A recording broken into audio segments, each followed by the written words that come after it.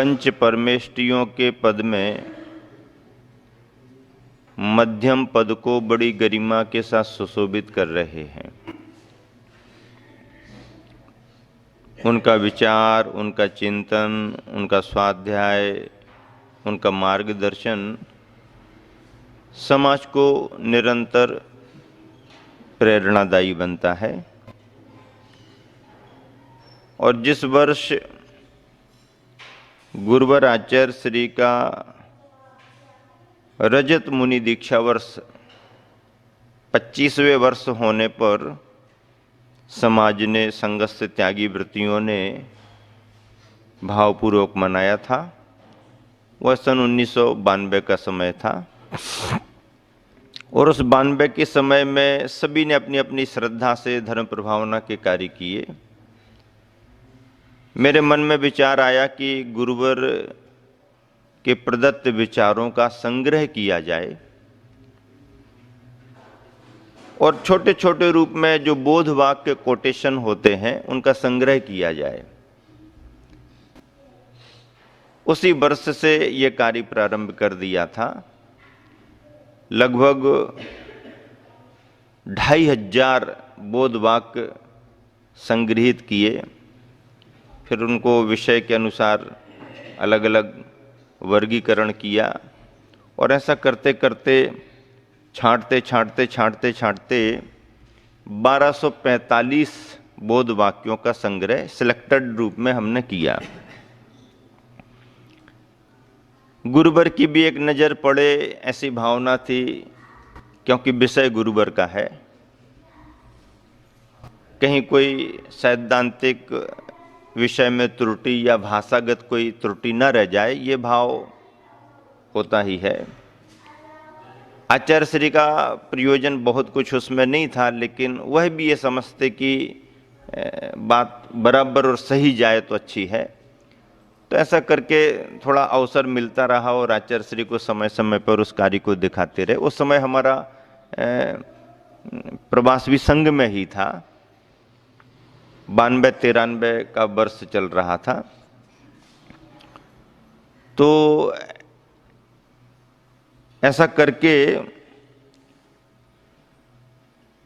नामकरण की जब बात आई तो मैंने ऐसे ही सहज भाव से अमरकंटक के ग्रीष्मकालीन प्रवास में निवेदन किया कि गुरुवर इतना बड़ा संग्रह किया है और इसको मूर्त रूप देने का अच्छा भाव है, तो मैं तो चाहता हूं कि नाम भी आपसे मिल जाए तो बहुत अच्छा रहेगा। बोले नहीं नहीं, ये सब तुम्हारा काम है, हमारा काम नहीं है।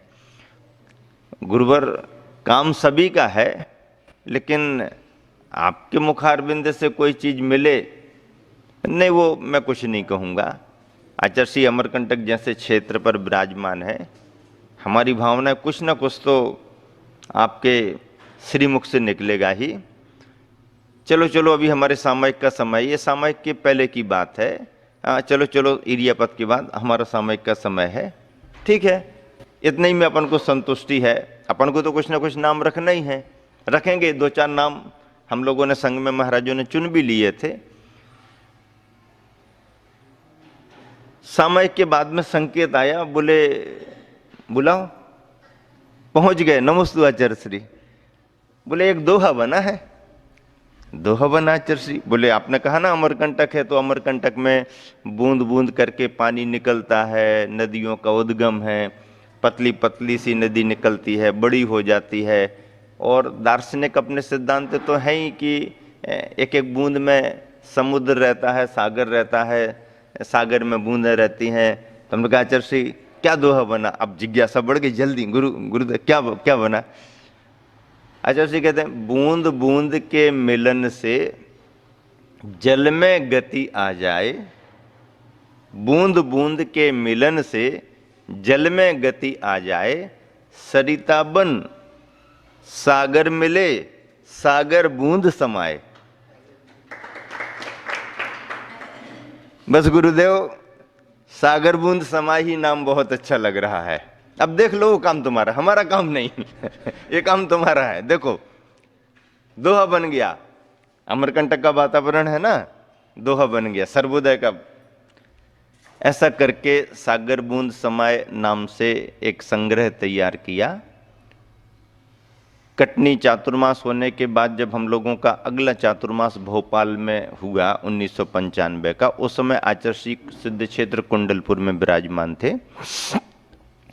भोपाल में पुस्तक तैयार होकर के आ गई, और कैसा संदर्भ कैसे कैसे घटित होते हैं और कैसे मतलब निमित्त टल जाते हैं और अच्छे शुभ निमित्त बन जाते हैं, इसकी चर्चा थोड़ी सी है, उसको करना अच्छा लग रहा है।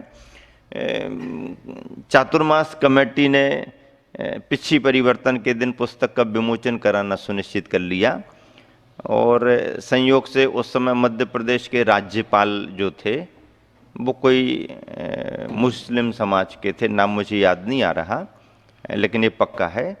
तो अब संपर्क होने से, कमेटी वालों का परिचय होने से उन्होंने निवेदन कर दिया। उन्होंने भी सहज स्वीकृति दे दी कि भोपाल में तो कोई दिक्कत नहीं, आ जाएंगे। और ऐसा समाचार उनको एक लेटर पैड पर लिख करके कार्यक्रम वगैरह दिया, और उन्होंने पुस्तक मंगा करके देखी और स्वीकृति का पत्र भी अपना भिजवा दिया, कार्यक्रम में सम्मिलित होंगे, विमोचन करेंगे। ये बात फाइनल हो गई और चर्चाओं में समाज की आ गई। एक दिन बैठे बैठे एक सज्जन मेरे सामने ऐसे ही सहज कहने लगे, बोले महाराज जी, अपने इतने बड़े गुरु जी के इतने अच्छे विचारों का संग्रह और इतनी अच्छी धार्मिक किताब, और मुसलमान से विमोचन करा रहे। अब मेरे मन में एकदम ऐसा आया कि आदमी व्यक्ति क्या तो सही रहा है यार, लेकिन इस पर अपन ने ध्यान ही नहीं दिया। ये तो मुख्यमंत्री, राज्यपाल, ऐसा वैसा ये समाज सोचती ही है।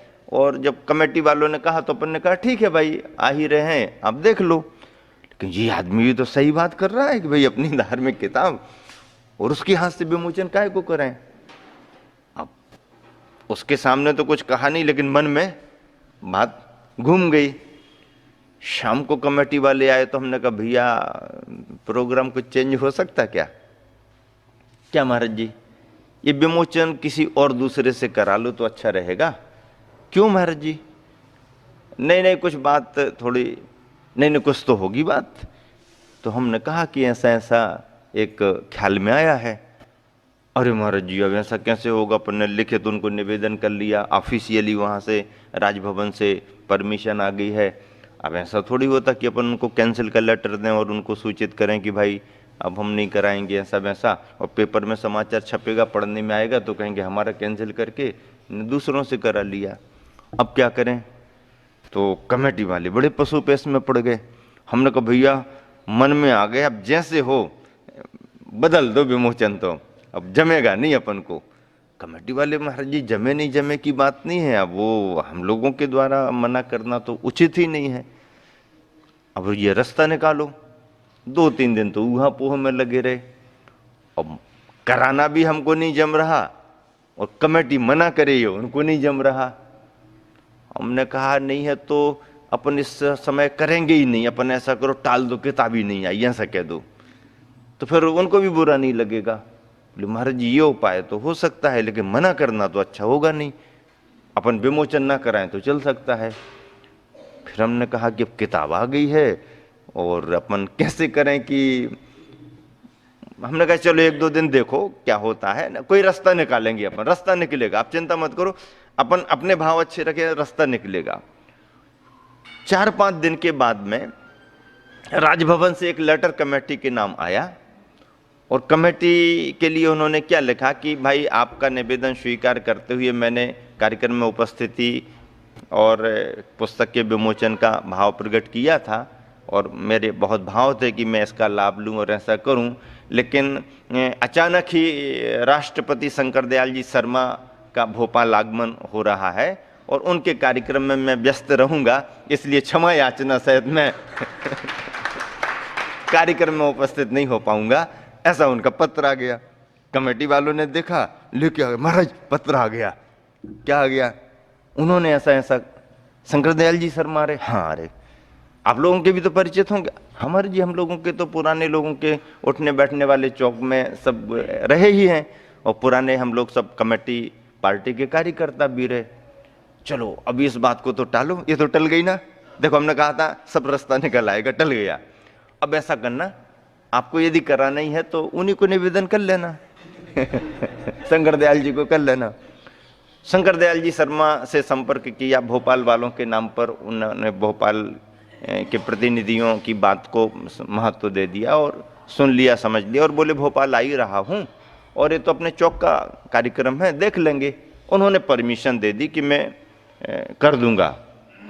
लेकिन जिस जगह अपना कार्यक्रम सुनिश्चित था बहुत तंग गलियां, चौक बाजार के पास में, मस्जिद के पास में जो थोड़ा सा उतना बड़ा स्थान है वहाँ पर कार्यक्रम होते हैं। तो भोपाल आ भी गए, उनका घर भी उसी गली में पीछे, उनकी भावना भी कार्यक्रम में आने की रही, उनकी भावना घर जाने की भी रही। लेकिन उनकी जो सिक्योरिटी और व्यवस्था है, उन्होंने कहा राष्ट्रपति महोदय की गाड़ियां अंदर प्रवेश ही नहीं कर सकती और बिना सिक्योरिटी के इतनी तंग गलियों में उनको हम ले जाने में असमर्थ हैं, हमारे पास में कोई ऐसी गुंजाइश नहीं। कार्यक्रम तो दूर की बात है, उन्होंने घर भी जाने का भाव प्रकट किया तो घर भी जाने को उनको वैसी व्यवस्था नहीं मिल पाई। फिर उन्होंने कहा सभी राजभवन में सभी को बुला लो, और यहाँ कमेटी वालों को भी कहा कि महाराज जी को तो नमोस्तु निवेदन करो, मैं तो जैन धर्म से जुड़ा हुआ हूँ, सब जानता हूँ, आचार्य विद्यासागर का नाम भी जुड़ा है, मेरी बहुत भावना थी कि अपने ही चौक में समाज के बीच में मैं इस कार्यक्रम को करूं, लेकिन ऐसा करो प्रतिनिधियों को लेकर के आप राजभवन आ जाओ और हमारा महाराज जी को निवेदन कर लेना। तो प्रतिनिधि लोग गए, उन्होंने बढ़िया राजभवन में विमोचन किया और कहा कि भैया देखो, मैं जब बड़े पद पर नहीं था तब स्वतंत्र था और आप सबके बीच उठता बैठता था, अब ये सब इसकी पद की इतनी परेशानियां हो जाती हैं कि अपनों के बीच में भी जाना मुश्किल होता है, देखो घर भी नहीं पहुंच पा रहा हूं।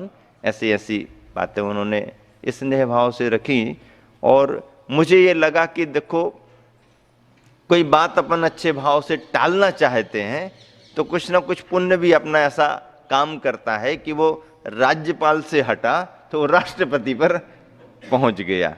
ऐसा 1995 का चतुर्मास का एक अपना अनुभव रहा। गुरुवर आचार्य श्री के कर कमलों में भी एक प्रति वहाँ पर कुंडलपुर प्रस्तुत कराई गई।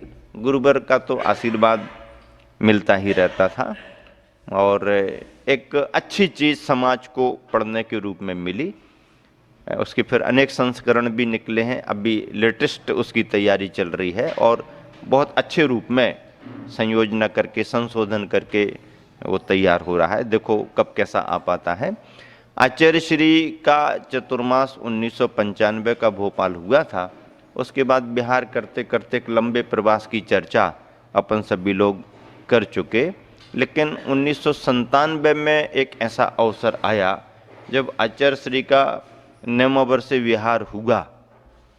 1997 चातुर्मास के बाद नववर्ष विहार हुआ तो विहार करते करते समय बिताते हुए आचार्य श्री ग्रीष्म काल में सागर भाग्योदय स्थान पर भाग्योदय में पधारे।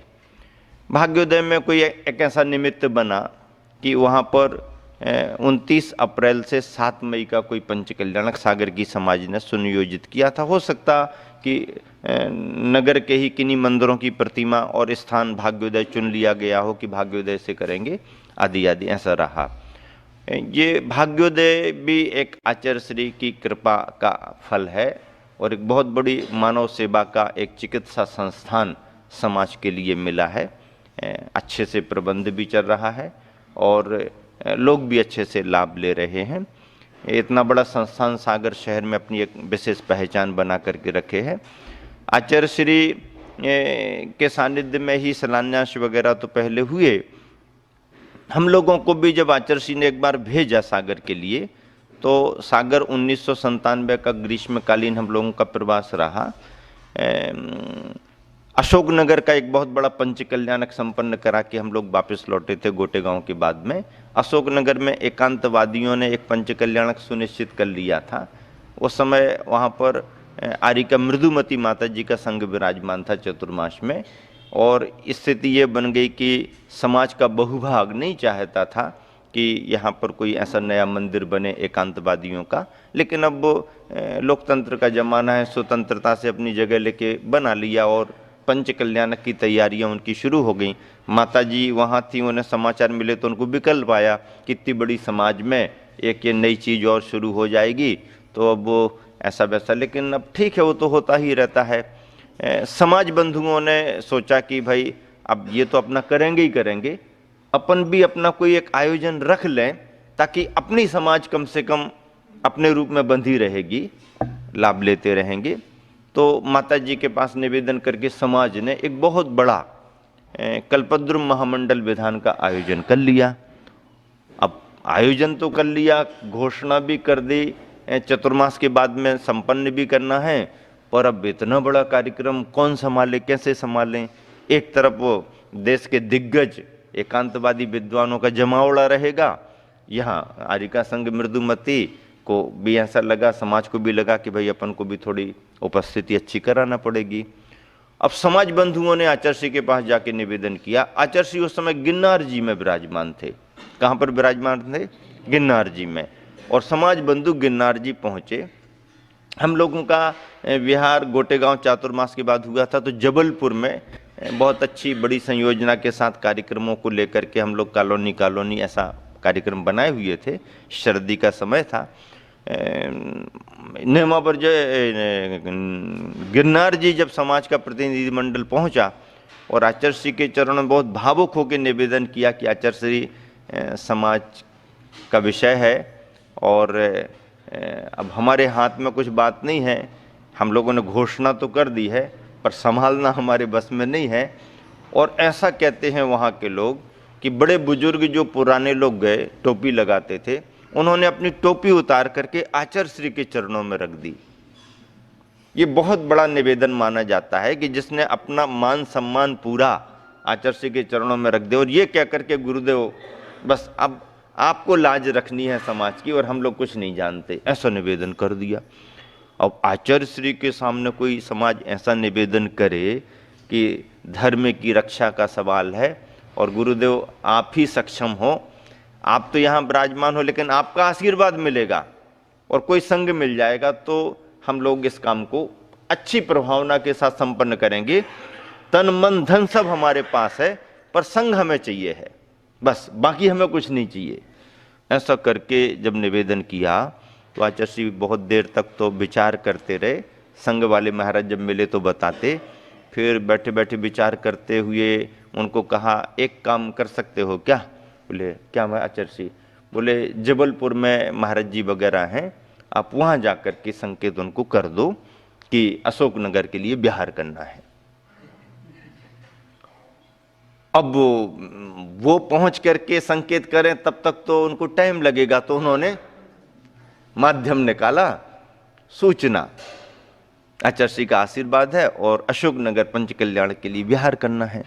अरे भाई यहाँ तो पूरा विस्तार कर दिया, 2 महीने के कार्यक्रम घोषित हो गए हैं, ऐसा वैसा कॉलोनी जा कर के फिर कमानिया पर उसका समापन होना है, पत्रक छप गए हैं और एकदम बिहार की बात कैसे आ गई।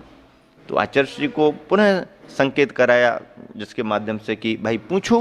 आचार्य श्री पहले से तो कोई संकेत था नहीं, हम लोगों ने ऐसा ऐसा यहाँ पर सुनिश्चित कर लिया है, अब यहाँ भी समाज का कार्यक्रम है। तो आचार्य श्री को समाचार गया, समाज के लोगों ने भी निवेदन भेजाया। तो आचार्य श्री कहते ये प्रभावना के कार्यक्रम तो आगे पीछे हो जाएंगे, अभी समाज को कुछ आवश्यकता ज़्यादा है और वहाँ की स्थिति थोड़ी अनुकूल नहीं है, आप लोग तो बिहार करो। अब बिहार करो तो कोई दूसरा उपाय नहीं। प्रमाण सागर जी को थोड़ी सर्दी असर कर रही थी तो बोले स्वास्थ्य ठीक नहीं है, समाचार भिजवाए देते। हमने कहा हाँ, हमें और अच्छा लगा कि ये बढ़िया है, तो हमने कहा समाचार भेजो। हमने कहा महाराज जी का स्वास्थ्य ठीक नहीं है, अभी सर्दी ज़्यादा चल रही तो थोड़ा सा सर्दी कम होगी। आचार्य श्री ने संकेत भेजा, आप सर्दी की बात कर रहे हो, वहाँ गर्मी बढ़ रही समाज में, आप सर्दी की बात कर रहे हो, वहाँ जल्दी बिहार करो, क्या कर रहे तुम लोग? एकदम आदेश आ गए ब्रह्मचारी के द्वारा, है सर्दी की बात कर रहे हो, वहाँ समाज को गर्मी बढ़ रही है, आप सर्दी की बात कर रहे हो, बिहार करो, वहाँ पर जरूरत है। तो अब भैया कोई उपाय नहीं, और वाकई में स्वास्थ्य उनका थोड़ा सा उस समय सर्दी के प्रभाव में था। तो अब महाराज जी अब तो विहार करना ही करना। अरे भैया आप समाचार मत भेजो, आचार्य श्री ने संकेत दे दिया, अब तो विहार करना ही करना, अब जो होगा अपन देखेंगे। और देखो आचार्य श्री को ये मालूम हो गया कि स्वास्थ्य की अनुकूलता नहीं है, सर्दी है, लंबा विहार करना है, तो विहार तो करा दिया, लेकिन वहां पर रह करके औषधि उपचार करने के बाद भी जो आराम नहीं मिल रहा था, एक दो स्टॉपेज आगे बढ़े हम लोग और उनका जो विहार मतलब अस्वस्थता का क्रम था वो खत्म हो गया और ठीक लगने लगा, हंसने लगे। यार देखो वहां तो ऐसा लग रहा था, अब तो ठीक लग रहा है। आचार्य श्री का आशीर्वाद है, ऐसे ही आचार्य श्री के आशीर्वाद मिलते रहते। लंबा बिहार किया, सागर होकर के बिहार किया, अशोकनगर जाकर के वहाँ पर संयोजना की, कुछ विद्वानों को बुलाया, क्योंकि दिन में तो हम लोग संभाल लेंगे, रात्रि में भी संभालने वाला, रात में पब्लिक ज़्यादा फ्री होती है, तो रात तक पब्लिक व्यस्त रहे। ऐसा करके अशोकनगर में एक बहुत बड़ी प्रभावना के साथ कल्पद्रुम महामंडल विधान समोसरण की रचना के साथ सुबह सुबह हम लोगों के प्रवचन होते थे, खूब 1.5 2 घंटे, जितना ज़्यादा समय पब्लिक को बिठा ले रहो, फ्री नहीं छोड़ना। हाँ, कुछ भी सुनाते रहो, बिठा ले ही रहो, पब्लिक को यहाँ वहाँ जाने का मौका ही ना मिले। और रात्रि में पंडितों को 2 3 पंडितों को कराते जाओ, 10:30 11 बजे तक बिठा ले ही रहो। ऐसा करके आगमन भी जिस दिन हुआ था बड़े उत्साह के साथ समाज को भी गुरु की कृपा ऐसी लगी कि देखो गुरु को निवेदन किया तो आचार्य श्री ने संग भी दे दिया, यहाँ तक कि सारे कार्यक्रम कैंसिल कराते हुए जबलपुर के और संघ को यहाँ भिजाया। बड़ी प्रभावना के साथ कार्यक्रम संपन्न हुए। विद्वानों ने अपने अनुभव के आधार पर समाज को देवशास्त्र गुरु की परंपरा का लाभ दिया। हम लोगों ने स्वयं, माता जी ने स्वयं, सबने मिल करके, और आचार्य श्री बराबर किसी न किसी माध्यम से पूछवाते रहे ब्रह्मचारियों से क्या चल रहा है, कैसा चल रहा है, क्योंकि देश का मतलब चर्चित पंचकल्याण उस इलाके में हो रहा था। और फिर उनकी टीम, सभी लोग अपनी तैयारी से आते हैं, लेकिन यहाँ भी कोई चिंता की तो बात ही नहीं, कोई कितनी भी तैयारी करे, लेकिन आचार्य श्री की कृपा ऐसी रही कि वहाँ पर भी अपने रास्ते निकलते हैं और बिना किसी असद्भाव के, बिना किसी विरोधाभास के, आपको जो करना आप अपनी स्वतंत्रता से करिएगा।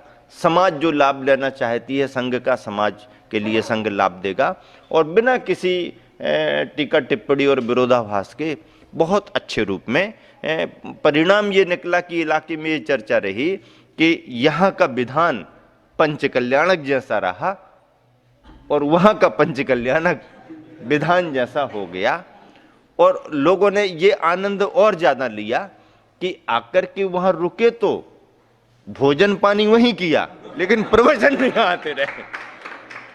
ये और उनको सुविधा बहुत अच्छी हो गई, क्योंकि आचार्य श्री और संघ से तो समाज वैसे ही परिचित थी, ये तो कार्यक्रमों में जाना होता है, सुविधाएं वहां की उन्होंने पूरी ली और प्रवचन आदि में बराबर यहाँ पर उपस्थित रहे। तभी लोगों को कहने में आया कि भैया ये विधान था लेकिन पंचकल्याणक जैसा हो गया, और वो पंचकल्याणक था जो विधान जैसा रह गया। पहली बार उन विद्वानों को ये महसूस हुआ, अनुभव हुआ कि यदि गुरुवर आशीर्वाद समाज को दे दें और संग भिजा दें तो वर्षों की संयोजना भी किस तरह से कमजोर साबित हो जाती है। वो इस बात को स्वीकार करके अशोकनगर से विद्वान गए। बड़ी धर्म प्रभावना हुई, एक तरह से समाज का संकट जैसा टला।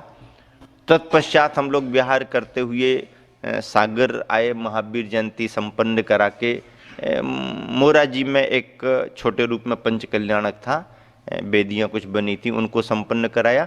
भाग्योदय के परिसर में एक छोटा चैत्यालय स्थापित करने का भाव समाज का बना। आचार्य श्री से आशीर्वाद लिया तो एक मंदिर से विशेष प्रतिमा, पुरानी प्रतिमा चंदा प्रभु भगवान की मंदिर से ले जाकर के हम लोगों ने वहाँ पर छोटा वेदी प्रतिष्ठा का कार्य संपन्न कराया, ताकि आने जाने वालों को प्रतिमा जी के दर्शनों का लाभ मिलता रहे। ऐसा करके ये सभी हुआ। और 97 का चतुर्मास होने के बाद हम लोगों का बिहार तो फिर कटनी और सतना के लिए हो ही गया था। अब 97 के बाद कटनी और सतना में भी 2 पंचकल्याणक के कार्यक्रम थे। आचार्य श्री का आशीर्वाद था, संपन्न उनको कराया। चतुर्मास में ही आचार्य श्री का एक समझ लीजिए कि विशेष आचार्य पद प्रतिष्ठापना दिवस मनाया, क्योंकि 1997 में आचार्य श्री के लिए आचार्य पद के 25 वर्ष हो गए थे। 1972 में आचार्य पद मिला और 72 से लेकर के 82, 72 से 82, 92 और 97, 25 वर्ष आचार्य पद को हो गए। तो एक बहुत बड़ा कार्यक्रम हम लोगों ने वर्णी कॉलोनी सागर में समूह महामंडल विधान करके और आयोजित किया। उसमें आचार्य श्री का 25वां आचार्य पद प्रतिष्ठापना दिवस मनाया। सभी संघों ने अपनी अपनी जगह पर मनाया। उसमें रविंद्र जैन को बुला करके विशेष रूप से आयोजन कराया, सांस्कृतिक कार्यक्रम। उससे एक आचार्य श्री के भजनों की और आचार्य श्री की पूजा की, जो एक बहुत अच्छी पूजा रविंद्र जैन ने संस्कृत हिंदी को लेकर के गाई है, और ऐसे भजनों की कैसेट भी तैयार करवाई, विमोचन उसका कराया। जो भी अच्छे तरीके से हम लोग आचार्य श्री के 25वें आचार्य पद प्रतिष्ठापना दिवस पर कार्यक्रम कर सकते थे, सभी कार्यक्रम संपन्न हुए। वहाँ के बाद कटनी सतना का पंच कल्याण करा के जब आचार्य श्री का भाग्योदय में प्रवास हुआ, हम लोगों ने भी निवेदन किया कि आचार्य श्री दर्शन वंदना करने की भावना है। आचार्य श्री का संकेत गया और फिर भाग्योदय के लिए हम लोगों का सागर विहार हुआ। गर्मी के समय में कुछ दिन और प्रवास आचार्य श्री के सानिध्य में मिला। चतुर्मास में गौशाला स्थापित करा चुके थे, उद्घाटन हो चुका था। आचार्य श्री के प्रवास से गौशाला को और बड़ा रूप मिला। कटनी सतना में भी पंच कल्याणकों में गौशाला स्थापित कराई थी। जीवदया का काम जोरों से समाज में उस समय चल रहा था। सागर की गौशाला भी एक बड़ी अच्छी गौशाला मानी जाती है। आचार्य श्री का प्रवास हो गया, हम लोगों का आना हो गया। अब समाज वालों ने कहा, महाराज जी आचार्य श्री का आगमन हुआ, इस वर्ष चातुर्मास आचार्य श्री का यहीं पर होना चाहिए, का निवेदन करो आप लोग। उस समय संघ में क्षमा सागर जी का भी आगमन हो गया था। समय सागर योग सागर जी महाराज जी भी विराजमान ही थे। इत्यादि महाराज जियों का ग्रीष्मकालीन प्रवास आचार्य श्री के साथ चल रहा था। हम लोगों को भी थोड़ा समय वैयावृत्ति करने का आचार्य श्री का मिला। आचार्य श्री के संघ के साथ स्वाध्याय करने का अवसर थोड़ा मिला। आचार्य श्री का चतुर्मास का विचार चल रहा था, कहीं ना कहीं विहार होना था, लेकिन समाज के अत्यधिक आग्रह को लेकर के आचार्य श्री ने जो भी मन बनाया हो, एक दिन हम लोगों को संकेत दिया कि अब आप लोगों को विहार करना है। रह लिया, दर्शन करने की भावना थी। अब दर्शन भी तो बहुत दिन कर लिए, आचार्य श्री अभी तो और रुकने का भाव नहीं, अब देखो चतुर्मास सामने आने वाला है, आप लोगों को विहार करना है। आचार्य श्री कहाँ विहार करना है आपको पहले से मालूम है, जो पुराने संकेत हैं वहीं विहार करना है। अब नया नहीं बताते हैं, पहले से संकेत है ना, जो पिछले वर्ष नहीं कर पाए वही संकेत आपको है। पिछले वर्ष कहीं और भेजना था, लेकिन उस तरफ जाना नहीं हो पाया था, तो वो पिछले वर्ष का संकेत आपको याद है, वहीं जाना है। तो आचार्य श्री वो कौन सा स्थान है, नहीं वो बताएंगे नहीं, वो नाम आपको मालूम है नाम आपको मालूम है। तो आचार्य श्री फिर बिहार तो कर लेंगे, आपका आदेश होगा तो, लेकिन अभी कुछ दिन और रहना चाहते हैं। समय पर पहुंचना अच्छा रहता है, रहता तो है, समय पर पहुंच जाएंगे। समय पर पहुंच जाएंगे तो फिर कुछ दिन तो और रह सकते ना। अब वो आप देख लो, मन में ये लोभ भाव आ रहा था कि इतने दिन आचार्य श्री के साथ रहे, सामने सामने आचार्य श्री का दीक्षा दिवस आ रहा है और उसके पहले विहार करें तो जमेगा नहीं। आचार्य श्री का दीक्षा दिवस मनाने के लिए मिले तो अच्छा रहेगा। समाज परिचित है, संघ पूरा है, इतना अच्छा अवसर आचार्य श्री का दीक्षा दिवस का है। ऐसा करके आचार्य श्री विहार तो कर लेंगे, लेकिन दीक्षा दिवस आ रहा है सामने, भाव है ऐसा, यही तो तुम लोग करते हो, ये कार्यक्रम वो कार्यक्रम। क्या कार्यक्रम करना, ये कार्यक्रम होते हैं क्या है? संघों के विहार होते हैं, चतुर्मास होते हैं, समय का ध्यान रख के काम करना पड़ता है। आप लोग ऐसा बच्चों जैसा करते हो, ऐसा अच्छा बच्चों जैसा करते हो, समझ में नहीं आता, थोड़ा वैसा दिखाया कि डर जाए। तो डरना स्वाभाविक भी है, डर भी लगा कि भाई आचार्य श्री का आदेश होगा तो विहार होना ही होना है।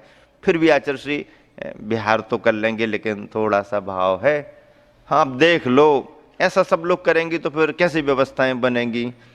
ऐसा करके ठीक है आचार्य श्री ठीक है। अब आचार्य श्री समझ गए ये लोग और रुकेंगे। अब क्षमा सागर जी हम लोगों ने मिल करके रूपरेखा तैयार कर ली। सभी महाराज जियों ने की आचार्य श्री का दीक्षा दिवस अच्छे रूप में मनाना। कमेटी भी आ गई, आचार्य श्री का दीक्षा दिवस मनाना, तैयारियां शुरू हो गई। भाग्योदय में ही बड़े पंडाल में कार्यक्रम करना। अब आचार्य को कौन निवेदन करे? अब एक ही दिन बचा। अब कार्यक्रम उन्होंने अंदर अंदर तो कर ले, जब तक आचार्य को बताएंगे नहीं तो फाइनल कैसे मानेंगे? और अपन घोषित कर दें और आचार्य यदि नहीं आए तो मामला बिगड़ जाएगा। तो डर भी था। अब वो निवेदन किया तो आचार्य बोले, देखो आप लोगों ने कार्यक्रम बनाया है तो आपका कार्यक्रम है, मेरी उपस्थिति जरूरी नहीं।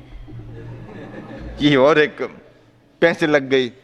अब कार्यक्रम तो डिक्लेयर कर दिया है और मन में आ ही गया मनाना है, लेकिन आचार्य यदि उपस्थित नहीं होंगे तो फिर तो कार्यक्रम जमेगा नहीं।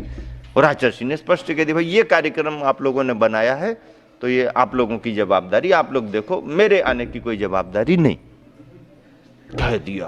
अब हम लोगों के मन में धुक पुक भी हो गई और लगा कि अब क्या करेंगे, अलग से बैठ के चर्चा की, ऐसा किया वैसा किया।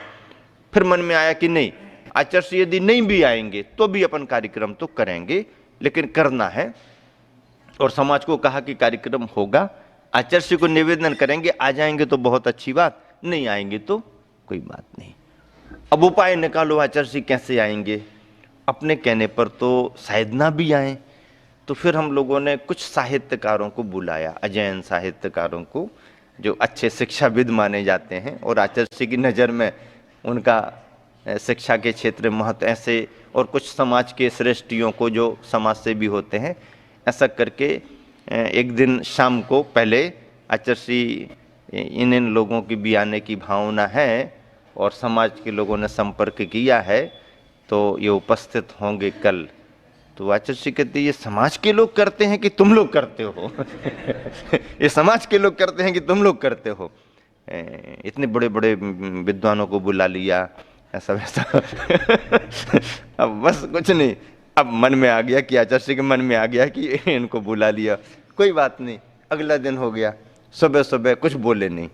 आहारचर्या के बाद आचार्य दोपहर में 1:30-2 बजे से कार्यक्रम है, मैं तो अपनी सामायिक करूंगा। मैं तो अपनी सामायिक करूंगा। ठीक है आचार्य, आपकी उपस्थिति हो तो अच्छा है, वो आप लोगों का कार्यक्रम है, आप लोग करेंगे। ठीक है आचार्य। सामयिक के बाद में अब कमेटी के लोग आ गए, आचार्य आशीर्वाद दो, हम लोग कार्यक्रम में जा रहे हैं। धीरे से मुस्कुरा दिए। हाँ आचार्य, हम लोग प्रारंभ करते हैं, हम लोग जा रहे हैं। लंबा टाइम लगाते हो तुम लोग, लंबा टाइम लगाते हो। आचार्य, कार्यक्रम ज्यादा नहीं है, क्या क्या कार्यक्रम बनाया है? ऐसा कुछ नहीं आचार्य, आपके प्रवचन का सबका भाव है और आप कहोगे तो सब साल्ट कर देंगे, हम लोग भी कोई नहीं बोलेंगे, हम लोग कोई नहीं बोलेंगे, हम लोगों का बोलने का कुछ नहीं है। जो विद्वान वगैरह हैं वो अपना भाव रख देंगे और आपका ही प्रवचन सुनना हम लोगों के लिए, ज़्यादा समय नहीं लगाना। ठीक है आचार्य, ज़्यादा समय नहीं लगाएंगे। तो आचार्य हम लोग पहुँचे, हाँ देखो आप लोग अपना, तो हम लोग अपने निकलना शुरू किए।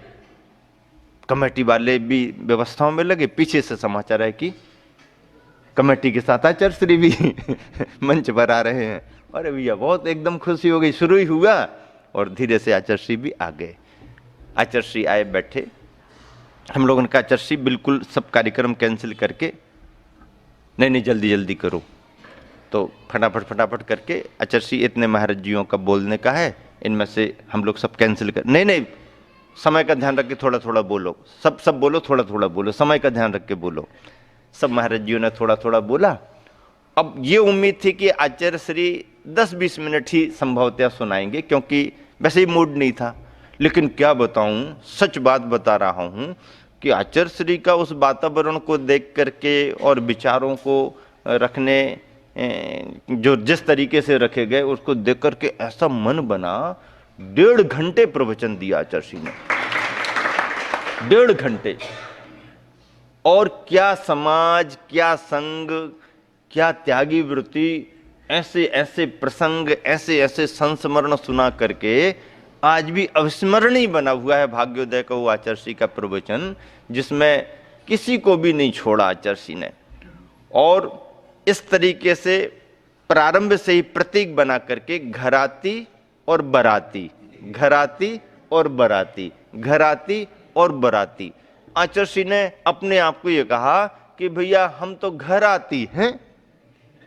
अब ये सब विद्वान आ जाते हैं, ये सब त्यागी वृत्ति आ जाते हैं, ये सब अलग अलग जगह से विहार करते हुए संघ आ जाते हैं, ये सब बराती हैं और हम तो घर आती हैं। मैं बार बार आचार्य से कह रहा था कि आचार्य हम लोगों का तो निश्चित हो गया, आपका चतुर्मास भी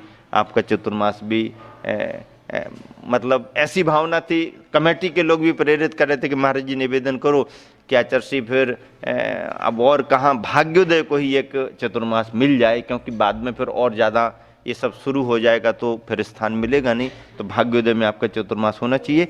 तो हम लोग आचार्य को ये कह रहे थे, आचार्य आपका चतुर्मास भाग्योदय में हो जाए तो अच्छा है। आचार्य कहते अभी हमारा निश्चित नहीं है, अभी हमारा निश्चित नहीं है, अभी हमारा निश्चित नहीं है, ऐसा क्या करके हंस रहे थे, टाल रहे थे। आप लोगों का निश्चित हो गया ना, आप लोग विहार करो, अभी हमारा निश्चित नहीं है, ऐसा कह रहे थे। तो अब ये सब बातें बाहर भी बैठे बैठे लोग सुन रहे थे। तो देवरी वाली बाई बैठी हुई थी वहीं, वो देख रही थी कि महाराजों का विहार हो रहा है, आचार्य कहाँ भेज रहे। वैसे लोग ऐसे बैठ बैठ करके सुनते रहते, देखते रहते, कहाँ के लिए, कहाँ जा रहे, क्या कर रहे। तो जब उन्होंने सुना कि हम लोग कह रहे कि आचार्य आपका चतुर्मास कहाँ है, क्या है, आचार्य बोले हमारा निश्चित नहीं है। तो बाहर बैठे बैठे वो कहते हैं आचार्य आपका चतुर्मास अभी निश्चित नहीं है, तो हमारी नन्ही देवरी में कर लो आप चतुर्मास, नन्ही देवरी में चतुर्मास कर लो। आचार्य हंसने लगे, कहते देखो क्या कह रही, देखो नन्ही देवरी में कर लो। आचार्य का प्रवास हो जाने से उनको जानकारी थी, तो बोले देखो, कहते नन्ही देवरी कर लो। तो आचार्य कहते हैं देखो ऐसा करो, समता सागर महाराज जी का नन्ही देवरी में चतुर्मास करा लो। समता सागर जी महाराज का नन्ही देवरी में चतुर्मास करा लो। तो अब वो भी सुन करके कहने लगी आचार्य फिर समता सागर जी का क्या कराएं, ऐसा करो कि समता सागर जी को सदलगा भेज दो और समय सागर योग सागर जी को हमारी नन्ही देवरी भेज दो। तो आचार्य देखो और क्या कह रही हैं। ऐसा करके आचार्य मुस्कुराते रहे और कहने लगे हाँ ये तो सब भाव रखते हैं, अभी निश्चित नहीं है। और आचार्य के मन में निश्चित हो भी जाता तो बताना नहीं चाहते, और इसलिए भी नहीं बताना चाहते कि समय काल के अनुसार निर्णय बदल भी सकते हैं। पर उस दिन आचार्य ने आशीर्वाद दिया और हम लोगों ने आचार्य की आज्ञा प्राप्त करके ललितपुर के लिए विहार किया। 98 का चतुर्मास हम लोगों का ललितपुर में हुआ और आचार्य का भाग्योदय में ही स्थापित हुआ। समाज में बहुत प्रसन्नता इस मायने में रही कि इतने बड़े संस्थान को एक चतुर्मास मिलना बहुत जरूरी है। आचार्य ने पूरे चतुर्मास का लाभ स्वाध्याय के रूप में इत्यादि कार्यक्रमों के माध्यम से भाग्योदय के लिए दिया।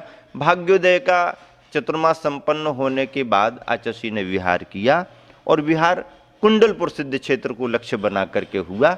बिहार के समय आचार्य मंदिरों की वंदना करते हुए मोराजी वर्णी भवन में भी दर्शन करने को आए।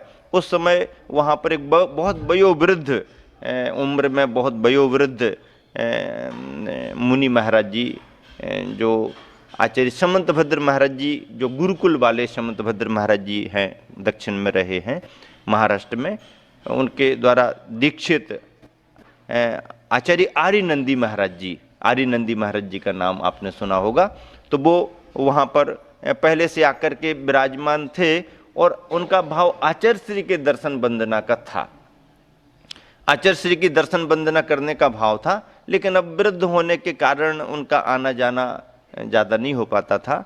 तो वो विहार करते करते मोराजी में आकर के रुक गए। उन्हें ऐसा लगा कि आचार्य शायद विहार करेंगे तो मोराजी वगैरह आएंगे, तो वो रुके थे। जैसे ही उनको मालूम चला कि आचार्य श्री मोराजी आ रहे हैं, इतने भावुक हो गए, इतने प्रसन्न हो गए और वो स्वयं निकल करके ऐसे भीड़ में चलते हुए आचार्य श्री से के दर्शन वंदना करने मिलने के भाव से आ रहे थे। और आचार्य श्री जैसे ही गेट पर पहुंचे और वो ऐसे भावुक हो गए आचार्य श्री को देख करके। आचार्य श्री का नाम उन्होंने बहुत पहले से सुन रखा था, आचार्य श्री की प्रभावना से परिचित थे। वो स्वयं शिक्षाविद थे, अच्छे मतलब अधिकारी रहे और उसके बाद उन्होंने रिटायरमेंट लेकर के दीक्षा ली थी। तो समझदार, पढ़े लिखे भी अच्छे थे। तो आचार्य श्री के से मिलने और दर्शन करने के उनके बहुत प्रबल भाव। जैसे आचार्य श्री देखे आंखों से आंसू झर झरने लगे। आचार्य श्री ने उनको अच्छे से ऐसा संबोधन दिया, उम्र बहुत हो गई है, संलेखना की तैयारी करो, लंबा लंबा बिहार अब जमता नहीं है, कहीं अच्छी जगह रह करके संलेखना करो, हमारा भाव, आपकी अच्छी संलेखना हो, ऐसा ऐसा करके, और आचार्य दर्शन वंदना करके निकल गए। कुंडलपुर में विराजमान हुए। शीतकालीन कुंडलपुर में प्रवास रहा। ग्रीष्म काल का समय भी थोड़ा थोड़ा बीत रहा था। फरवरी मार्च का महीना संभवतः फरवरी का महीना शुरू हो गया, और कुंडलपुर से फिर आचार्य का विहार पुनः नेमावर सिद्ध क्षेत्र को लक्ष्य बना करके हुआ, और विहार करते करते सन 1998 में ग्रीष्म काल आचार्य का सिद्धोदय सिद्ध क्षेत्र नेमावर में हुआ। हम लोगों का भी ललितपुर से बिहार कराने के बाद आचार्य ने एक मालथौन का पंचकल्याणक संपन्न कराया, एक गुना का पंचकल्याणक संपन्न कराया, और गुना पंचकल्याणक संपन्न कराने के बाद संकेत मिले कि भोपाल की ओर आप लोग विहार करो। भोपाल की ओर विहार किया। भोपाल पहुंचने पर स्थिति उस वर्ष एक ऐसी विषम बन रही थी कि उस वर्ष 1998 में 98 के बाद 99 शुरू हो गया, क्योंकि 98 का तो चतुर्मास, और नवंबर दिसंबर निकल गए तो 99 शुरू हो गया। तो 99 फरवरी में लगभग बिहार किया आचार्य ने नेमावर के लिए, और 99 का ही हमारा बिहार होकर के भोपाल हम लोगों का प्रवास हुआ। उस वर्ष महावीर जयंती और ईद एक ही तिथि में आ रहे थे, और वो बड़ी एक तनाव की स्थिति थी। जैनी आदमी पसोपेश में थे, क्या करें, अहिंसा के अवतारी महावीर भगवान का जन्म कल्याणक दिवस, और इसी दिन उनका ईद का वो दिन पड़ रहा था, और सब ख्याल में आता है कि देश दुनिया में इतनी घोर हिंसा होगी, ये इस दिन के लिए तो अच्छा नहीं है। पर समुदायगत बातें समाज ऐसी बड़े रूप में नहीं रख सकती है, और ऐसे अवसरों पर कोई किसी का कुछ कर भी नहीं सकता है, ये तो अपनी अपनी मान्यताएं हैं। पर मन में पीड़ा तो इस बात की थी समाज बंधुओं को पूरे देश में कि देखो महावीर जयंती जैसा एक शुभ दिन अहिंसा के अवतारी का, और आज के दिन ही ये हो रहा है। अब प्रयास किए अपने अपने स्तर पर लोगों ने, और सद्भावना सौहार्द बस जहाँ जहाँ जैसा तालमेल रहा, मुस्लिम बंधुओं ने परिवर्तन भी किया, एक औपचारिकता करके, मतलब जो उनका रहता है बाकी काम जो आदि हैं कई जगह उन्होंने बदल करके दूसरे दिन किए, ऐसा भी कहीं कहीं पर सौहार्द दिखाया, और ये सफलता हम लोगों ने प्रयास किया तो भोपाल में बड़े स्तर पर मिली। प्रवेश करते ही हम लोगों ने एक मीटिंग रखी समाज बंधुओं की, अजैन बंधुओं की, और उसमें ये भाव रखा कि प्रशासन में मुख्यमंत्री को भी सूचित किया जाए, क्योंकि उस समय कांग्रेस की सरकार थी और थोड़ा तालमेल तो रहता है। दिग्विजय सिंह को सूचित किया कि भाई इसमें कुछ परिवर्तन कराओ। नगर शहरी विकास मंत्री आरिफ हकील करके मुस्लिम समुदाय के थे, वो भी मुनि संघों को जानते थे और जैन समाज से परिचित थे। समाचार उनके पास भेजाया गया, उनने भी उस बात पर ख्याल दिया। मुख्यमंत्री के साथ उनकी बैठक और जैन बंधुओं की बैठक हुई, और इसका रास्ता निकाला गया कि भाई कहाँ क्या होगा, वो बात क्या अपन अपने भोपाल शहर में क्या परिवर्तन कर सकते हैं। तो ये सच कह रहा हूँ कि मतलब उस समय ये तय कर लिया गया समाज के मतलब बंधुओं का निवेदन देख करके, और महावीर भगवान के जन्म दिवस से सारी दुनिया परिचित रहती है, तो इस श्रद्धा से भर करके मुस्लिम प्रतिनिधियों ने आरिफ हकील के मार्गदर्शन में, मुख्यमंत्री दिग्विजय की भी एक बहुत बड़ी देन उसमें रही कि उन्होंने, और अपने जैन समाज के एक अशोक भाभा करके बहुत बड़े कांग्रेसी नेता अभी भी हैं, उस समय थे, तो उनकी बहुत अच्छी पहचान पकड़ भी थी, उनने भी इसमें बहुत हेल्प की, और समाज बंधुओं ने भी इसमें बहुत सक्रियता से काम किया। तो सबके मतलब शुभ भावों से, सद्भावों से, सौहार्द भावों से भोपाल में मुस्लिम बंधुओं ने तय कर लिया कि महावीर जयंती के दिन हम कुर्बानी नहीं देंगे। पहला इतिहास, पहला रिकॉर्ड, कौन किसके लिए टाल सकता है, लेकिन मुस्लिम बंधुओं ने तय किया, स्पष्ट रूप से, बिल्कुल ये सत्य घटना है, न्यूज भी पेपरों में आई कि मुस्लिम बंधुओं ने यह तय कर लिया कि बाकी कार्य जो भी रहता है करेंगे, लेकिन कुर्बानी, हिंसा का काम उस दिन नहीं करेंगे। ये एक हमारा जैन समाज के लिए सौहार्द का विषय है। अगले दिन उन्होंने जो भी है वो तो अपना वो जाने, लेकिन उस दिन उन्होंने टाल दिया, और वो वर्ष भी बड़े रूप में मनाया जा रहा था, संभवतः 2600वां ऐसा कुछ पड़ रहा था, तो बड़े रूप में उसकी चर्चा थी। तो इस तरीके से कभी कभी संवाद भी बहुत अच्छा काम करते हैं, और सौहार्द से यदि किसी से संवाद स्थापित किया जाए तो सफलता भी मिलती है। सफलता ना भी मिलती तो भी कोई बात नहीं, क्योंकि संवाद करना और शुभ भाव करना तो अच्छी बात है। लेकिन कुछ पुण्य का उदय ऐसा आया कि वो टल गया। महावीर जयंती के दिन भोपाल में ऐसा कुछ नहीं हुआ। इस तरह से एक सफलता मिली, समाचार सब जगह फैला। आचार्य ने बहुत बड़ी प्रसन्नता प्रकट की, और विहार करते हुए हम लोग नेमावर सिद्धोदय सिद्ध क्षेत्र पर पहुँचे। आचार्य का प्रवास था, प्रभावना के कार्यक्रम चल ही रहे थे। हम लोगों को भी बहुत अच्छा अवसर मिला सेवा करने का, आचार्य के श्री चरणों में रह करके धर्म लाभ लेने का। आर्य का संघ वगैरह भी उपस्थित थे, और त्यागी वृत्ति भी बहुत उपस्थित थे। मुनि दीक्षा के संकेत मिल रहे थे कि मुनि दीक्षाएं होंगी, और ब्रह्मचारियों को निर्देश मिले। निर्धारित तिथि पर 23 मुनि दीक्षाएं संपन्न हुई, और 23 मुनि दीक्षाओं में ऋषभ को आदि लेकर के और पार्श्व तक 24 की चर्चा आई समाज में कि आचार्य 23 क्यों कर रहे, 24 ही क्यों नहीं कर दें। तो उस दिन उस अवसर पर गुरु कृपा से ऐसी योग्यता हो या ना हो वो अपना विषय है, लेकिन गुरुवर ने बुला करके कहा कि संचालन आज दीक्षा कार्यक्रम का आप देख लेना। मैंने बहुत विनम्रता से आचार्य के चरणों में तुरंत ही निवेदन किया, आचार्य हम तो लाभ लेने आए हैं और हम तो बस बैठेंगे, आप और किसी महाराज जी या किसी को आप ये अवसर दें, और मैं तो आपका आशीर्वाद चाहता हूँ। नहीं थोड़ा देख लो। और भी पुनः निवेदन 2 बार निवेदन किया। फिर आचार्य बोले नहीं देखो, अब हमने कहा हमें कुछ भी मालूम नहीं है, न क्रम मालूम है, न नाम मालूम है, न ब्रह्मचारियों का सभी का परिचय भी मालूम है, क्योंकि बहुत सारे दक्षिण के ब्रह्मचारी थे, परिचित भी नहीं थे। तो आचार्य ने कुछ नहीं, अभय सागर जी, योग सागर जी के पास लिस्ट है, आप वहाँ बैठ जाएं और लिस्ट बन जाएगी, और महाराज जी वगैरह बता देंगे कि आपको करना क्या है। महाराज जी बता देंगे आपको करना क्या है। तो थोड़ा भार हल्का हो गया कि ठीक है। महाराज जियों के पास गए, महाराज जी ने कहा कि लिस्ट इस तरह की बन रही है, नाम फाइनल होते जा रहे हैं, और आपको इस तरीके से करना है। बराबर योग सागर जी, अभय सागर जी महाराज जी का सहयोग उसमें रहा, और लिस्ट बन गई। आचार्य के पास ले जा करके फाइनल दिखाई। आचार्य ने बराबर उसको जो भी अंतर आगे पीछे नाम करने थे करके, और कहा इसी क्रम से नाम अनाउंस करना, ताकि वो ब्रह्मचारियों का वो क्रम बनेगा बैठने का। ठीक हो गया। तो उस समय मैंने इस बात को रख दिया। हमने रखा कि 23 ही दीक्षाएं क्यों हो रही हैं। हमने कहा 23 में पारसनाथ यहाँ के मूल नायक भगवान है, तो मूल नायक भगवान को ध्यान में रख करके ही 23 दीक्षाएं हो रही हैं। ऐसा करके वहाँ पर 23 दीक्षाएं संपन्न हुई। सभी महाराज का समाचार भी आया था बागीचरा में।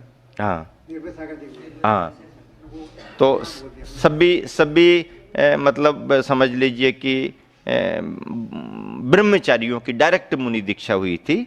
और आपका कहना है कि जैसा संकेत समाचार यथायोग संगस्त शिष्यों को पहुंचते हैं, तो अब शिष्यों का उतना उपादान भी उस समय जाग जाए और उतना उनका भाव बन जाए तो गुरु कृपा तो हो ही जाती है। कभी कभी शिष्य का भाव रहते हुए भी स्वास्थ्य आदि को लेकर के भी उनकी प्रतिकूलताएं हो जाती हैं, और प्रतिकूलताओं में कभी कभी शिष्य अपना मन कमजोर भी कर लेता है। आचार्य इस भाव को समझते हैं, लेकिन शिष्य और गुरु के भाव जब एक साथ बनते हैं तो योग बनता है। और इस तरह से दीक्षाओं में ऐसा होता ही है। आचार्य कई बार कहते हैं मैं किसी को देने का भाव करता हूं, पर सामने वाले की प्रकृति उस समय नहीं जमती है। जब प्रकृति नहीं जम रही तो क्या करूं, और जब गुरु के भाव हुए प्रकृति नहीं जमी। कई बार मन नहीं जम पाता है, प्रकृति जमती है तो मन तैयार नहीं हो पाता है। सोचते हैं अभी तो लंबा समय है, बाद में देख लेंगे, ऐसा करके भी कोई थोड़ा सा टाल देते हैं। और फिर जब भाव बनते हैं तो फिर गुरु का भाव बने तो ये बार बार नहीं होता है। ऐसा सब पुण्य योग दोनों तरफ से ऐसा रहता है। और 98 का ग्रीष्मकालीन प्रवास आचार्य का चल रहा था, दीक्षाएं हुई, और उसी समय एक वृद्ध मुनि महाराज सिद्ध सागर जी महाराज जी भी संलेखना का भाव लेकर के वहाँ पर विराजमान हुए। उनको मार्गदर्शन दिया गया, संलेखना की विधि प्रारंभ हुई, और उन्होंने वाकई में पूरे समर्पण के साथ आचार्य श्री का मार्गदर्शन लिया और संलेखना की विधि प्रारंभ की।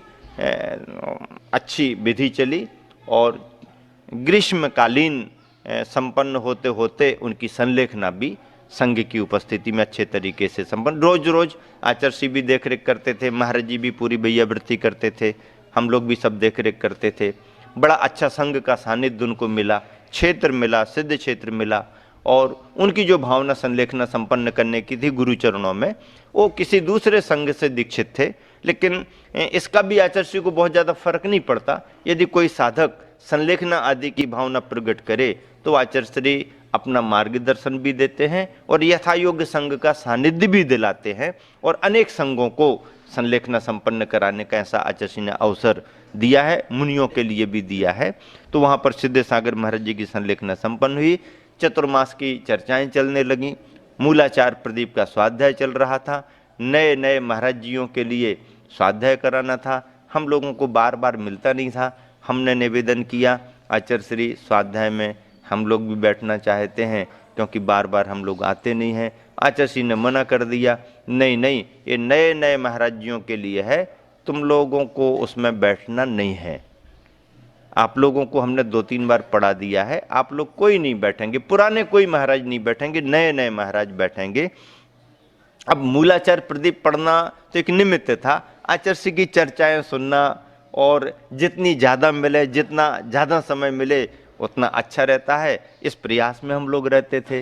तो आचार्य श्री ने मना कर दिया। 1-2 दिन समय टाल दिया कि अब आचार्य श्री ने मना किया विचार। एक दिन फिर आते जाते जंगल के लिए आचार्य श्री बहुत भावना होती है, बार बार मिलता नहीं है, इतनी अच्छी क्लास चल रही है, तो चर्चा करते गए। फिर लौट करके वापस आए, रूम में बैठे, ऐसे ही बैठ गए, सहज बैठते थे। तो बोले देखो तुम लोग बैठोगे तो फिर चर्चाएं ज़्यादा बढ़ जाएंगी, इसलिए नए नए महाराजों को पढ़ाना अच्छा रहता है, तुम लोगों का बैठना नहीं। नहीं आचार्य श्री आप कहो तो हम लोग मौन बैठेंगे, कुछ भी चर्चा नहीं करेंगे। ऐसा होता है क्या, बैठो और चर्चा ना हो? तो नहीं आचार्य श्री हम भी समझ गए, हम लोग ऐसी कोई चर्चा नहीं करेंगे, तो बैठना ही है तो एक बात रहेगी, सबके पीछे बैठना पड़ेगा, महाराज जियों के पीछे बैठना पड़ेगा। हाँ आचार्य श्री उसमें क्या है, हमें तो आपको सुनना है, हाँ तो देख लो फिर, लेकिन पीछे बैठना पड़ेगा, क्योंकि अब आचार्य श्री उनको लक्ष्य बना करके पढ़ाएंगे और हम लोग हैं तो फिर आगे। तो आचार्य श्री के ख्याल में था, फिर देखो बैठना हो तो लेकिन पीछे बैठना पड़ेगा। हाँ आचार्य श्री बिल्कुल, हमें तो आपको सुनना है ना, ऐसा अवसर कहाँ मिलता। हम लोगों ने पीछे बैठ करके सुनना शुरू कर दिया। चर्चाएं खूब चलती रही, खूब आनंद लेते। फिर कभी आचार्य श्री स्वयं कहते हैं कि कुछ पूछना हो तो पूछ लो, पूछ भी लेते लेकिन सुनते, और ज़्यादा से ज़्यादा समय महाराज जियों को मिले और आचार्य श्री की चर्चापन सुने, इसमें आनंद भी बहुत आता था। एक दिन बैठे बैठे आचार्य श्री बहुत फ्री मूड में बात कर रहे थे और कैसा लग रहा, ठीक लग रहा ना, ऐसा हम लोगों की तरफ इशारा करके, कैसा लग रहा, ठीक लग रहा ना। हमने कहा आचार्य श्री अच्छा बहुत लग रहा, लेकिन एक बात ये है कि इतने पीछे तो हम लोग कभी स्कूल में भी नहीं बैठे स्कूल में कभी नहीं बैठे इतने पीछे। लग तो बहुत अच्छा रहा, हंस ले, हाँ हाँ हाँ, स्कूल में आगे आगे बैठे ना, इसलिए अभी तो पीछे बैठना पड़ेगा। तो ऐसा करके बहुत हास्य विनोद। क्लास के बाद फिर हम लोग चर्चा करते थे, भैयावृत्ति भी करते थे। एक बार भैयावृत्ति करते आचार्य श्री का केसुलंच हुआ, और केसुलंच हुआ तो एक बड़ा प्रेरक संस्मरण, केसुलंच हुआ। भैयावृत्ति करने को सभी की भावना रहती, पर आचार्य श्री कभी कभी टाल देते, कभी कभी करा लेते। सामयिक के बाद हम लोग जाते थे, गर्मी का समय था, फ्री रहते थे, तो कुछ चर्चाएं भी होती थी। उस समय कारगिल युद्ध भी छिड़ गया था, तो उसकी चर्चाएं भी होती रहती थी, देश दुनिया की क्या स्थितियां हैं। आचार्य श्री कुछ जिज्ञासा, बस क्या चल रहा है कैसा, क्योंकि आचार्यों का एक धर्म होता है कि देश काल की परिस्थितियों को ख्याल में रखें, तो जानकारियां लेते रहते थे, बाहर से लोग आके बताते रहते। हम लोग भी दोपहर को कुछ थोड़ी बहुत चर्चाएं, ऐसी जो भी जानकारियां मिलती करते थे। तो आचार्य श्री की दोपहर को भैयावृत्ति की भावना हुई केसुलंच के बाद में, तो हम लोग गए। अब थोड़ा पैर में लगाते हैं, थोड़ा है तो केसुलंच है तो सिर में लगा दो। अब वो क्या हुआ कि सिर में थोड़ा ज़्यादा घी लग गया। अब वो ज़्यादा घी लग गया, गर्मी में घी पिघला हुआ रहता, और वो ऐसा करके थोड़ा ऐसा आ गया। हम थे, प्रमाण सागर जी थे, निश्चय सागर जी थे, एक दो तीन महाराज जी और थे। तो अब भैयावृत्ति कर रहे थे, चर्चा भी चल रही थी। अब वो प्रमाण सागर जी ऊपर सिर पर कर रहे थे, हम पैर के यहाँ पर कर रहे थे। वो घी ऐसा करते करते वो थोड़ा बह गया। अब उनके मन में आया कि ये बह रहा है तो इसको यहाँ पर ऐसा ऐसा कर दें। उन्होंने बिना संकेत लिए और वो ऐसा ऐसा कर दिया गाल पर। आचार्य जी को ऐसा लगा, क्या करते तुम लोग। अब थोड़ा सा आचार्य जी ने उस टोन में कहा तो ऐसा लगा कि ये तो गलती हो गई। तो महाराज जी ने सिर छोड़ दिया और हमने पैर छोड़ दिए। तो आचार्य श्री का जरा मूड चेंज हो गया, क्या करते तुम लोग हैं, यहाँ लगा दिया वहाँ लगा दिया, ऊपर ही लगाना था, ये सब ऐसा बह गया, ऐसा ऐसा करना पड़ता, ऐसी भैयावृत्ति करते क्या। ऐसा करके दो तीन वाक्य बोले। तो अब महाराज जी तो फिर पीछे आ गए। हम भी आ गए, लोग ऐसे चुप रह गए। अब आचार्य जी को लगा कि इन्होंने सीरियस ले लिया, ऐसा करके सीरियस ले लिया। अब धीरे से आचार्य जी कहते हैं, अरे अब बुढ़े को और कितना सजाओगे। आचार्य जी कहते हैं, अरे तुम लोग जानते नहीं हो, बुढ़े को और कितना सजाओगे। तो हम लोग हंसने लगे, बोले चलो जल्दी जल्दी करो, ऐसा ऐसा ऐसा ऐसा करना पड़ता है, ऐसा ज्यादा नहीं लगाना पड़ता है, बुढ़े को और कितना सजाओगे। आचार्य जी कहते हैं। सब लोग हंसने लगे। फिर आचार्य जी समझ जाते हैं कि कहा तो हमने ठीक है, लेकिन ये तो सीरियस जैसे हो गए, ये उम्मीद नहीं थी कि ये तो मानने ही वाले नहीं है। लेकिन थोड़ा सा हम लोगों को लगा कि गलती तो हो गई, तो थोड़े शांत हो गए। तो आचार्य जी को लगा ये तो एकदम ही शांत हो गए। फिर आचार्य जी ने प्रसंग बदला। हाँ, फिर भैयावृत्ति कराते रहे, चर्चाएं चलती रहीं। चतुर्मास का समय निकट देख करके आचार्य जी के बिहार की स्थिति बनी। हम लोगों को बिहार का संकेत दिया और चाहते हुए भी कि और समय मिले, आचार्य जी के साथ चतुर्मास का अवसर मिल जाए, जैसा बीच में 93 में मिल गया था, एक आध और मिल जाए। लेकिन उस बार हम लोगों की दाल गली नहीं। और आचार्य जी का नहीं, गर्मी का लाभ मिल गया, बिहार करना ही पड़ेगा। और भोपाल के लिए लक्ष्य बना करके बिहार कराया और चतुर्मास के लिए भोजपुर का स्थान आचार्य जी ने आशीर्वाद के रूप में निश्चित कर दिया। हम लोगों का बिहार धीरे धीरे हुआ। आचार्य श्री का योग भी नेमावर में बन तो रहा था, निवेदन भी था नेमावर वालों का, पर आचार्य श्री का प्लान चलता रहता है। और खास 11 की तिथि में जबकि तैयारियां हो चुकी, कलश आ चुका था, खाते गांव वाले बहुत खुश हो चुके थे कि अब तो चतुर्मास हो गई होगा। हम लोगों को भी ये अंदाज लग गया था कि अब इतना विलंब हो गया तो आचार्य श्री का नेमावर में ही चातुर्मास हो गया और अपना बिहार करा ही दिया है। तो खास 11 की तिथि में जबकि 14 को स्थापना होती है और आचार्य श्री का समाचार मिला कि आचार्य श्री ने सुबह सुबह ही नेमावर में, जबकि कलश आ चुके हैं, तैयारियां हो चुकी हैं, और नेमावर से खाते गांव के लिए बिहार कर दिया। अब जब नेमावर से खाते गांव के लिए बिहार कर दिया तो हलचल तेजी के साथ पूरे देश में फैल गई। कहाँ कैसा बिहार होगा, कहाँ कैसा बिहार होगा, चतुर्मास कहाँ होगा, इसकी चर्चा सब तरफ तेजी के साथ फैली। इंदौर में इसकी हलचल ज़्यादा हुई। और अब देखिए आगे क्या होता है। आचार्य श्री खाते गांव पहुँचे हैं, आहारचर्या संपन्न हुई है, और आहारचर्या के बाद बिहार की क्या स्थिति बनती है, इसका एक प्रेरक प्रसंग आने वाले समय में आपको सुनाएंगे और आगे की चर्चा आगे बढ़ाएंगे। आज समय हो गया है, इसीलिए इसी शुभ भावना के साथ आप सभी को विराम देता हूँ। महावीर भगवान की जय।